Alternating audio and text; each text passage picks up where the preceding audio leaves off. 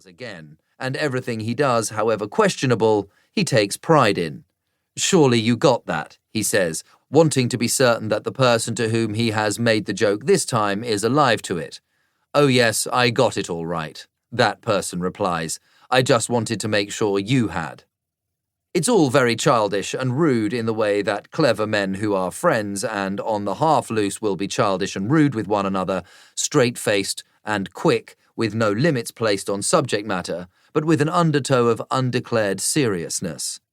The recipient of Sir Roy Vandervane's preposterous speculations about the nature of desire is the music critic Douglas Yandell, the novel's narrator.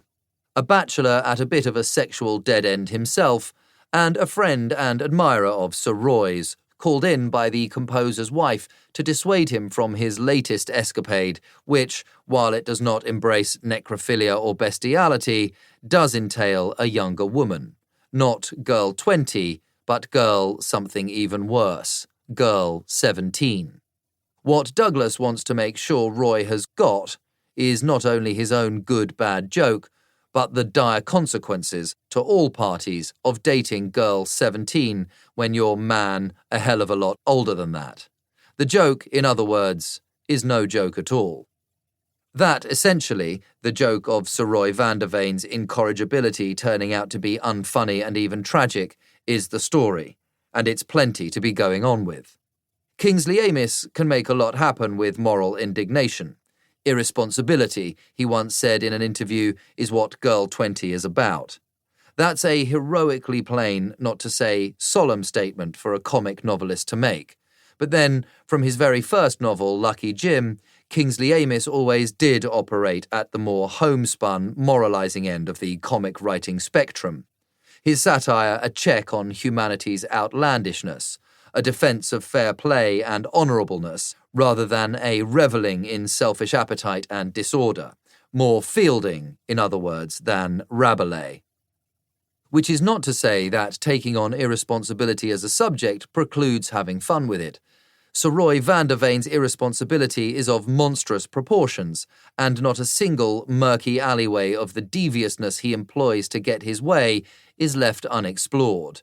The favours he exacts from his friend Douglas, to whom he as good as pimps his daughter, the egregious language of self-justification he employs, his energy for deception, his arse-creeping to youth, his raging at absent or largely imaginary foes, the slurring of his speech on political and arse-creeping grounds, spot of corm beef he orders faux democratically for lunch, and some Tim pineapple.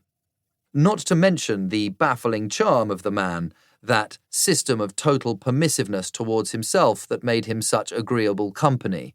All this is rendered with so good an ear for his idiosyncrasies and such fondness in disgust that we feel we know what it's like just to cross the street with him, never mind to become complicit, as Douglas allows himself to be, in his affairs.